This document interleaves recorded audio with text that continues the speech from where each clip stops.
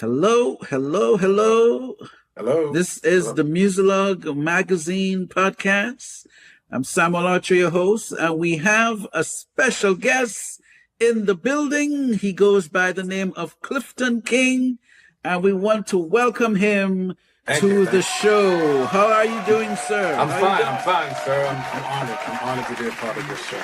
I am Thank you so honored to much. have you on the show. Thank you Yeah, so much.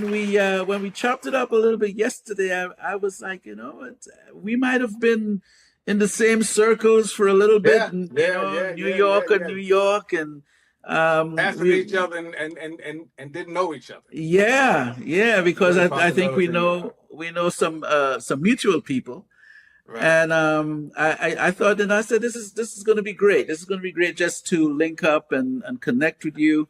And you have been in the industry for a little while. So just Yeah. to inform my audience a little bit as to how long you've been in the industry and the genre of music that you reign in.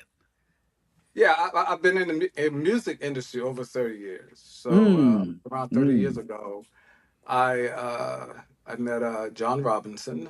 mm-hmm, And I got involved with him. He's from a WBLS, the midday mix show. mm-hmm, I used mm-hmm, to come on, and he was starting a project called the Robinson Wall Project, and mm-hmm, I was one of the singer songwriters that was chosen to be a part of that project. And I had a mm-hmm, song called Family Prayer that did very well, and it came off the compilation album, and it went mm-hmm, single. Um, I was doing a show out at the Sound Factory Bar, run by Barbara Tucker, Don Welch, and Little Louis Vega. And he mm-hmm, came out to see the performance, and he loved it a lot. And he told me he wanted to work with me and actually do an album on me. He was on his way out of town at that time, and mm-hmm, mm-hmm. unfortunately for us, we lost him in a car accident, Oh, and that never wow. materialized. Yeah. So I Mm, mean, over the years, I've been working with a lot of independent record labels on and on. It became mm-hmm, very frustrating. Those of mm, us that's in this industry can become very frustrated. So I backed away from it for a while, and I mm-hmm, started mm-hmm, writing off-Broadway plays, and I became a director. And I was doing that for a while. It was a gentleman named Dennis Berger, who lives in Belgium, a DJ out there, and he kept in contact with me over the years, wishing me happy birthday and stuff like that. And a couple of years ago, he said to me, he says, Clifton, why you not singing anymore? And I said, I don't want to be bothered with that, man. Uh, those people those record label people are driving me bananas. I don't want to be bothered. So he said, are you sure you want to come out and sing? And I said, I'm not singing. So he said, I said, I don't care what you say. So he says, well, we got a record label out here, and we want to send you a couple of tracks, and you'll see what you think if you want to write something to us. So I'm like, you can send them. I'm not going to write nothing. So he sent me the tracks that day, and when I heard the arrangements and the production, I was like, oh my God. I was like, I called him on the phone. I said, this is for me, man. And he said, yeah, I mean, if you want to do it. I said, no, no problem, no problem. No, man. And I wrote a song called Let My Music Do It To You, Mm, which is out now. And okay. then from there, my fiance, she talked me into, they wanted me to come out to Spain Mm, and work on an album out there. So I said, okay, okay. So we went, and we was out there for like a month. mm-hmm. And I got out there, and they had so much music that I wind up writing 3 albums out there. Oh my God. Yeah, so it's just an amazing journey. And Mm, so they had a label called Urban Grooves. okay. With once my work started coming out, they made a subdivision called Silver Fox Records, basically for me and my Mm-hmm, projects that come mm-hmm. out. So every couple of months, they release another song. We've released, I think, about 5 now, and we have a couple more that's going to be coming out soon. I'm just very excited. I did a performance at the Producers Club last year in October, which went very well. Mm-hmm, We're in the mm-hmm. process of looking for a larger venue now. So it's like I feel like I'm reborn here. Amen. Amen. with who would think that after all of these years that I would want to get back involved with the industry. But Dennis Berger, Nico Banderas, and his brother Mikael Banderas, and my fiance Michelle. So we're doing some great things. You're going to see some great things coming out of this label. Okay, okay. I mean, I love the story. You know, you're not the only one who probably got spanked a little bit by the industry, and Our Lord. Yeah. you know, where you take a step back, and you know, you had to sort of refine. You know, you had to find yourself again and do something else. And you know, I'm thankful that technology is at the point where it's just a little bit easier. It's a little bit Right. easier as an artist just to be able to create, compose, you know, record. Yeah. So I was just saying I'm thankful that we have the technology, and choices like these are a lot easier to make now because it's not in the equation that it was before. It's a little bit different equation now where you can, as the creator, as an artist, and you know, once you with your team and you guys have a vision in mind, that you guys can pretty much forge ahead without any sort of, you know, too many benchmarks and too many cook. My Lord, you're right about that. Too many cooks in the kitchen, and nobody wants to approve the budget, and you know, it just gets into a whole thing. It's just crazy, and having problems with your copyright ownership and all that stuff. It's a whole different game out here now. So I'm all part owner of all my copyrights now. So I'm not having those problems being like Prince. Oh and those yeah, guys yeah. I mean, they fighting to get they their had a lot to copyrights and deal all with. that. I think we still have a lot of us we're dealing with a lot, but it's again technology has just made it a little bit easier for us to operate where there's not much of a hassle to get something done and, you know, get to the finish line without too much. So now, do you play any instruments, or you just pretty much sing? No, I'm just I'm a singer and lyricist. You know, I you send me the tracks, I listen to the music, and the music tells me what the words are. I hear it from the Akasha Records. That's always been, excuse me, that's always been a talent of mine. I mean, I can hear in my head, I hear all the instruments. Like, I could tell somebody how to play something, you know, because I hear all the instruments. And then the instruments actually talk to me. The music talks to me, tells me what the words are, which I think is great for me. And I'm not the only one who experiences that as lyricists, or even people that do spoken word looking for inspiration. The music basically tells us, you know, what to say. Or, you know, we could wake up in the middle of the night. Like a lot of my work, I wake up in the middle of the night, the lyrics are right there. Okay. There. And I have to go down. I have to go down and write it immediately. It reminds me of a story that Michael Jackson's mother told her. She said it was like early in the morning, and he come running in the room asking her, Mom, do you have a pen or a pencil or pen? So she said, well, I don't know why. He said, help me. He said, because I just have this idea. I have to write it down now. That God has given me the idea. I have to write it down now before he gives it to Prince.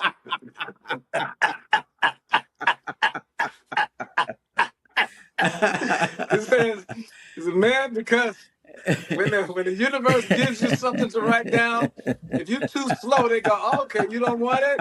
I give it to your You know, I never heard that one. That's a good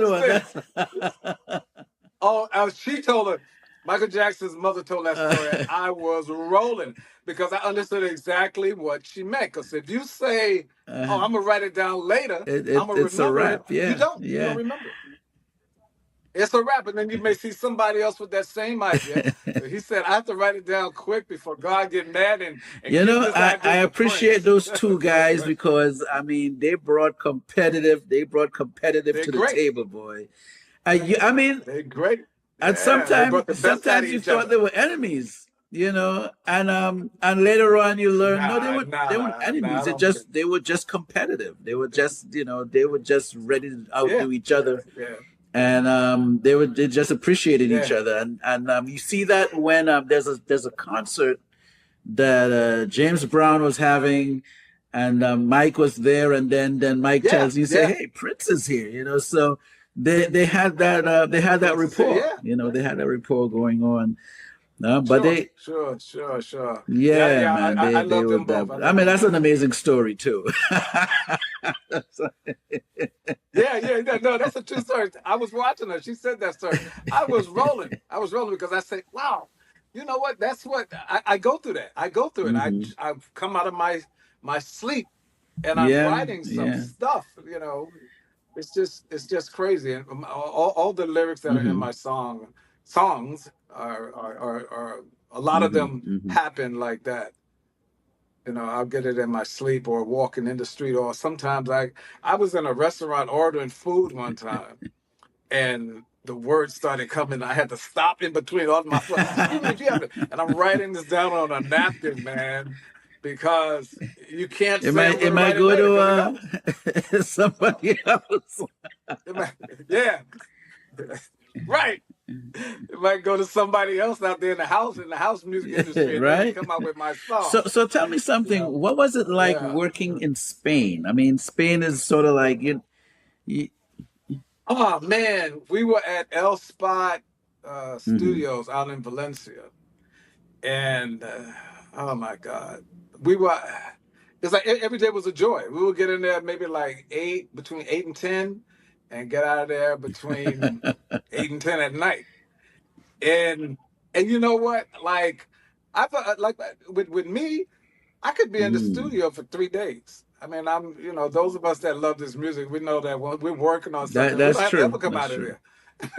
So yeah. So I'm in there and we're just writing. And the staff out there, the guys were great. They interviewed us. I haven't seen the interviews and stuff yet. And that's been a while since I was out there. But it was just a Hmm. wonderful Hmm. experience. Come out and then walking over to the water, the beach area. Uh, I loved it. I Okay. actually loved it. I actually loved it. So I'm gonna be going. I'm gonna be going back probably within the next year or so. My partner, I just spoke to them yesterday. We got a song that's Hmm. getting ready to be released within the next month or so. So he was flying over to Belgium to talk to our other partners there. So we're going back and forth. We stay Okay. in constant Okay. contact with each other.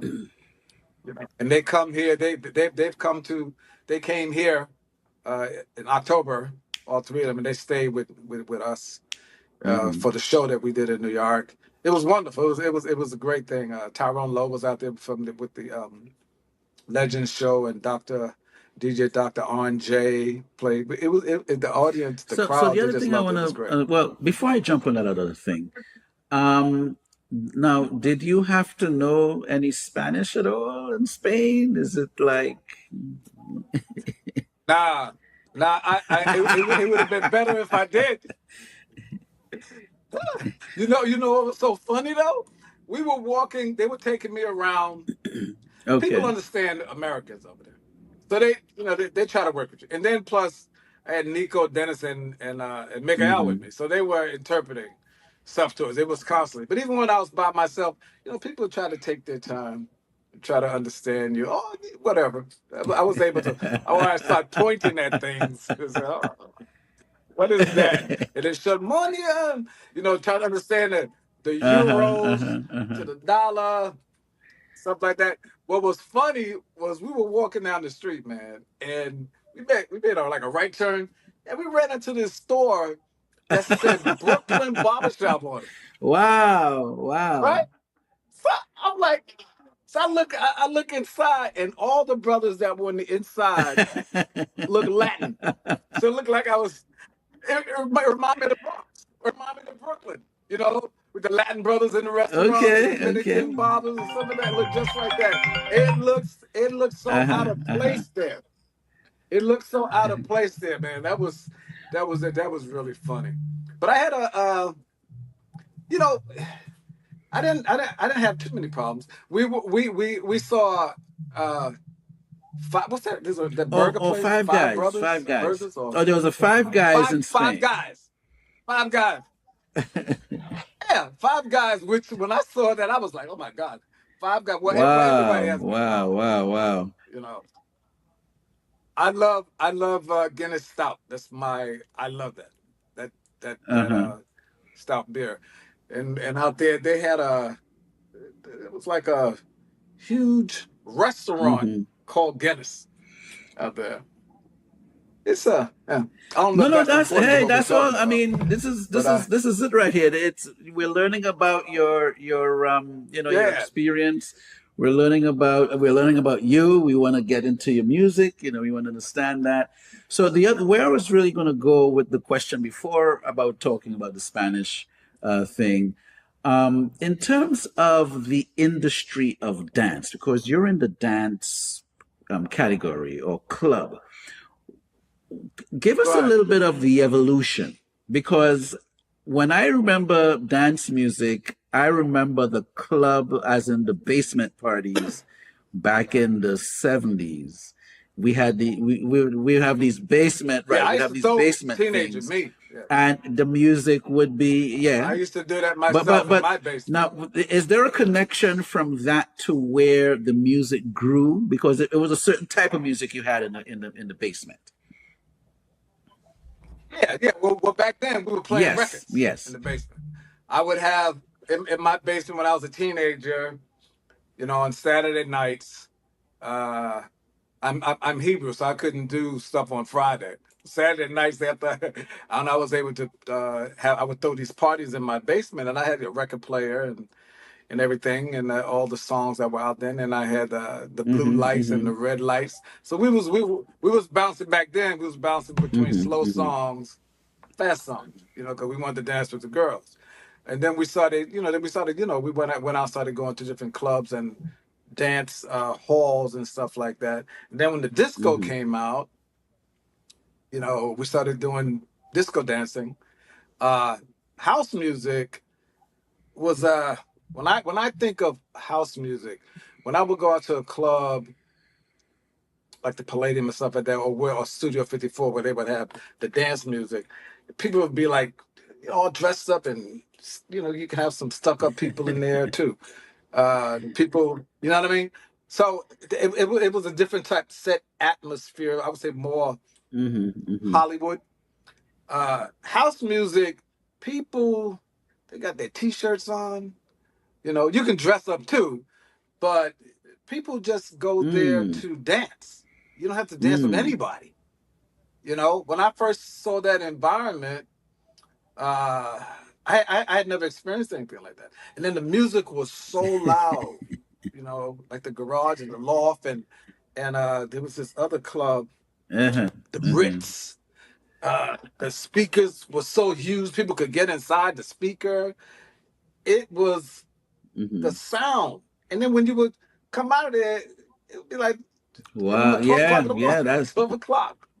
Come outside and you mm, hadn't missed mm, anything. mm, You know, a lot of those clubs, me personally, I don't remember seeing one fight in a house music club in my life. mm-hmm, I'm not saying mm-hmm. it never happened. I Well, never well, saw anything as you like, said, I mean, the nature of the music, you don't really have time to fight. you don't have time to fight. You don't have Yeah, time to yeah. fight. And then oh my God. It's a joy. It's like a religion. It has a certain type of Mm-hmm, mm-hmm, spiritualism to it that brings people together, which is why my first house music song that I wrote was called mm. Family Prayer. Okay. Dance to the Family Prayer.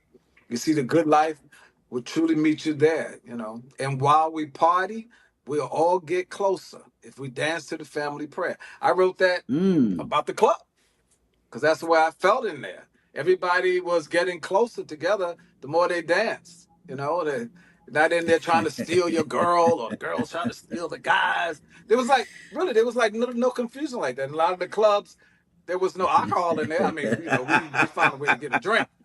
I know I did. So, Amazing. but You know, there was no, yeah, it was, it's love. And Hmm. till this day today, you know, even out there, when I was out there in Spain, the clubs that we went Same to, vibe it's the same thing. A lot of people know me out from there the earlier from my records. music from back then. Sure, they love house music out there. They love it. That's like here Hmm. is rap. In those Mm. countries, it's Mm. house, techno, and that type of stuff. So that type of music, that stuff. Um, and it's just all love. Amen. Everybody Amen. loves So who are some that. of the artists that you shared stage with in the early part of your career? Who are some of the people that it would have been normal to see you sharing stage with at that time? Okay. Barbara Tucker, you know, I did yeah, the Sound Factory bar. Who was out there back then? Crystal Okay. Waters did a show there. I'm not sure if you're not familiar with the Sound Factory bar. You know what? There's a You lot might of not be familiar songs with that. Was that I know, it was but I may not know the name. Or the no, that was a club. club. No, Okay. Sound Factory Bar was a club. Sound It was on, yeah, down on, I think it was 21st Street, and they that's where Hmm. the house artists were Okay. performing. That's one Okay. of the spots. You know, Sound Factory Bar. Um, Hmm. Crystal Waters. I mean, really anybody that you could think about that was doing house music back then, they was there and they would be in the audience.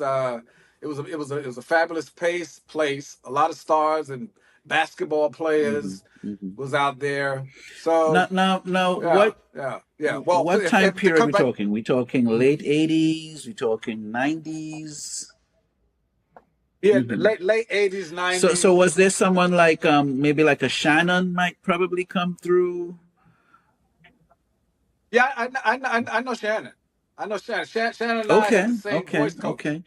'Cause, you know, there was a period when Mr. Frierson. I used to see her. She would no, I met her. I came in a couple of times right when she was taking class and okay, she was leaving. I okay. was going in. Yes, Mr. Frierson Well, was you our know, vocal that's coach. cool. That's good. I know. Are you still in touch with her today, or it's everyone is? Nah, I haven't seen her in years. And then you know, Hmm. Mr. Hmm. Frierson passed away. So, but yeah, Shannon All was right, she because was a good you singer. know, I want to draw a picture of what it looked like before, and I remember in the like the early to mid '90s, like it really blossomed into, you know, you had Mhm. some really big records that came out with you know, you had your Frankie Knuckles, you had some other folks that were just doing some amazing work, and I'm very Yeah, sure, Tommy Rutherford. Yeah, Tommy Rutherford. Those you guys. know. Yeah. Mhm. Boy, I don't know if you know Boyd Jarvis. We lost him. He Hmm. passed away. I worked with him. He's like one of the top guys in house music as far as remixes and stuff like that. Boyd Jarvis is if you Okay. look him up, And he's the man. He's the man. I love and we working with just him. lost Eddie for Follow Me. You know, he just lost him. Yeah, Now yeah, yeah. when did his record come out? Were you still in the industry, or you had already? Um, I was in between mhm. in and out. So yeah, I remember the Okay, songs. okay. I remember. So I was going through. I was, you know, I was that's during the time I was going through some Okay, contractual understood, disagreements. understood. You know, where you know, those of us that went through that didn't Hmm. get our Hmm. money. I had written a song called "You Can't Touch Me" for a girl named Karen Pollock, which I, is a kind of I crazy think I story remember the name too. that I Hmm. yeah. You can't touch me. You can't hurt me. I Hmm. wrote that song Okay. for her, and I had just did the first verse and the hook. But at that time, I was a smart young man. As soon as I got home, I Mm. copywrote it, and come to find out many years later that they put the song out without letting me Oh. know. And yeah, I didn't get paid, and as a matter of fact, I called her on the phone, and they didn't Oh pay her wow. either. So yeah, it's a lot of Uh, this business yeah, can, you know what yeah, I'm yeah. saying? I can relate because I've experienced a few of those as well. You know, where you would work on Yeah, yeah. something and it's just taken, and by the time it's out there, and yeah, yeah, really It's crazy. crazy. It's crazy. And there was a girl who was Hmm. from France, and they brought her in, and they wanted me to write something for her. Same thing, Yeah, you know. it's unfortunate, and then it sort of messes your vibe up because you're like, okay, well, if this is what they're doing, why am I, even It's why are about we why am I trying to do doing it? Why anything? am I doing it? If you're gonna be robbed. Uh, I was in a McDonald's many years ago. My son was in kindergarten, and like on Fridays, I wouldn't like to give him that McDonald's stuff or anything like that, but Uh-huh. I would treat him if he did good in school that week. And it was around 6 o'clock, and they were playing house music Hmm. like on the radio, like about the 12 o'clock mix, 6 o'clock, and then the 12 midnight mix. And I'm in the McDonald's over on Columbus Avenue in New York, 90 something Street, and I'm listening, and this song comes on, and I'm singing the song, man. And then I realized that I'm singing the song, and I'm going, how do I know that song? And it's the girl from France who sang the Wow. song, and I can't remember the name of the song now. It's like, what is going on? Wow. So that's one of the things that I Hmm. could add to the basket that caused me to get to the point where I said, I'm not going to be involved. I'm Hmm. just going to leave Hmm. this alone, because this is like too many problems with this music. But then thank God for my partners that I have Hmm. in Hmm. Spain now. We all love the music. We all still here on it, and God has blessed us with some great Hmm. Hmm. tracks. I'm just so Well, excited. So I'm excited. excited. I'm happy that we met. Shout out to Fraser for helping to make this happen. Yeah, Yeah. my cousin told me about you last Yeah. year or something. Okay. He told me about, but at that time I was just starting with the label. It was just finished. He said so. He was like, you got to contact him and talk to him. But I didn't have Yeah, a lot you of were getting it material together. You're at the pretty much getting time. it together. Yeah. Yeah. Yeah, I was getting it together, so I figured I'm not gonna have nothing to talk about. I don't want to And bore what you. is good too is that now that we have a radio station, I mean, it's a timing thing. It's a Right. timing thing. Yeah. And I mean, it's just Yeah. a joy to just be able to do this and even get a couple of your tracks in rotation, and I think yeah, I bring got it like through, five out there. we're gonna pop it on, and Yeah, yeah, yeah. Just when we get offline, just yeah, let me know how to get yeah. them to you.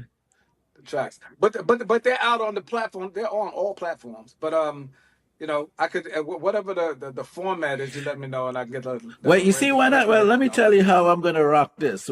When we finish this interview, I have research to do. I got to go do a little research, pull up me. I'm gonna do the cool. research. I'm gonna pull up the old Oh, okay. stuff, see which one I Oh, okay. remember, Okay. and Okay. then sort of bring it Okay. into. Yeah, yeah. Now that Okay. I may not appreciate be that. Yes, sir. I for the appreciate it. interview that I broadcast, but on the radio station, I'm gonna make it. Hey, you remember this? You remember this? This Right. is Right. what Right. he's Right. doing Right. now. It's gonna be Yes, somewhat. sir. That's Yes, kind sir. of like what I'm thinking. How I'm gonna do Okay. that. So yeah, yeah, man. Oh So wow. yeah, man. Yeah, Praise we God. got to do this. We got to definitely do this. Um, Right. I yes, really yes, appreciate yes. meeting You you, not sir. a problem at all. Not a problem at all. Yeah, man. So um, what do you want music lovers to get from the new music that you're releasing now? I'm writing songs now about well, Hmm. like everybody, like relationship and love from my Hmm. point of view. Um, how people can uh come together and Mm. compromise.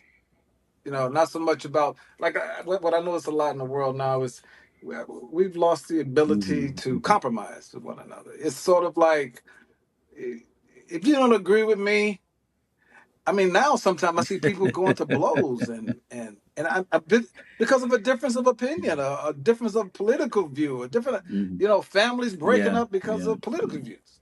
You know, that it's like when I was growing up, you could have people, two different political parties, two different religions, Yeah, two, yeah. right? Political parties. Yeah, And political and they parties were didn't able to divide find you. it was just a point of view, and yeah, It didn't. No, and like today, it's polarized right now. that's It's going really on. polarized. So Yeah.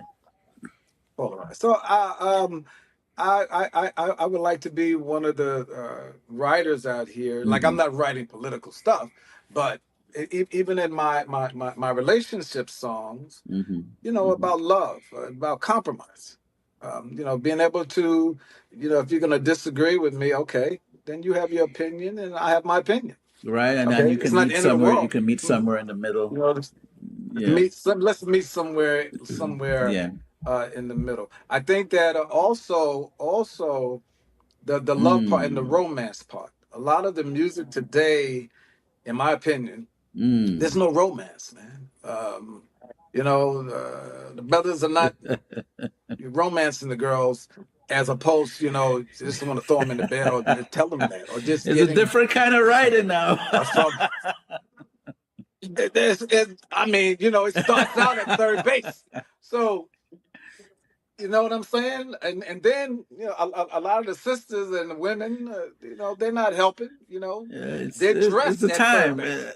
So they leave nothing to the imagination. So like even my lady, she goes, yeah, well, you guys like that.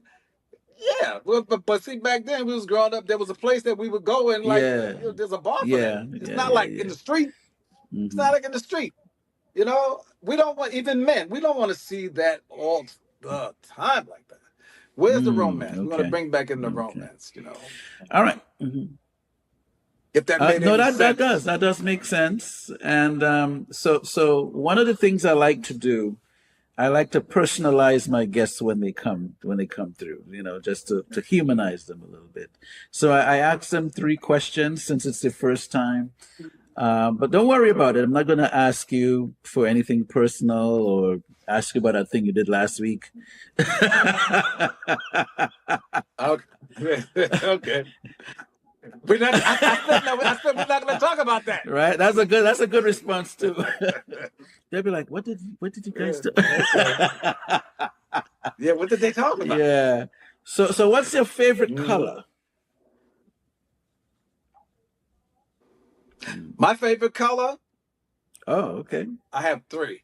But my favorite color, I have 3: red, black, and blue. I see you on the red. As you Oh, see, I you have got on red my on red today. now. Um, Right. So when I woke up this morning, I my vibe was, I want to wear. All of a sudden, I haven't worn this in like years. So all of a sudden, I woke up this morning, and I was like, oh, I want to wear my red shirt today on the Brothers show. So I said, oh, okay. all right, nothing wrong And with yeah, that. But so it's red, black, and blue, yes, right? So it's okay. Okay. So that's good to know. right. You have your preference, and you could pick anyone you want on any day. Yeah, that's what's up. Okay, Right. so when Mr. King is in the kitchen, and I see you're in the kitchen right now, do you see what I'm Oh saying? yeah, I So we got cook. to find out what is your favorite dish to prepare. I like. Well, I cook for my lady. I love to cook. I just Mm, that's the way I think mm, when I'm cooking. If I'm cooking, I'm creating something. My favorite is vegan okay, lasagna, okay. and I've made it like a lot of my brothers in my lives. They're not there. They don't want to hear about no vegan stuff. So it's like, yeah, I don't want to hear that. So I've made it, and I've taken it around my brothers and stuff like that, and I didn't tell them, That is, yeah, they wouldn't this know. is vegan. They ate that whole pan, brother. As long as they didn't know. Long as they didn't know. But Okay. but but I'm a vegan, so I cook a lot of vegan dishes. I have a lot of Mm, vegan recipes, and I'm always trying different things. And okay, I'm cooking today. I mean, I really love it. I got a okay. funny story about that too. When I was a little kid, I was like 8 years old. My mother, she Hmm. called me in the kitchen, and she said, "Junior, get in this kitchen." So I think I forgot to wash the dishes or something. So I came in there. She looked at me. She said, "Boy, I'm gonna teach you how to cook." So I'm like 8 years old. So I'm like, "Cook." So she says, "You know why?" I was like, no. She said, because you are a pain in the behind. And when you grow up, either your girlfriend or your wife, okay, they are going to be angry at you, and sometimes they're gonna hate you because you're a pain in the butt, and they're not going to want to cook for you. And I'm your mother, and I love you, and I want to make sure you don't starve.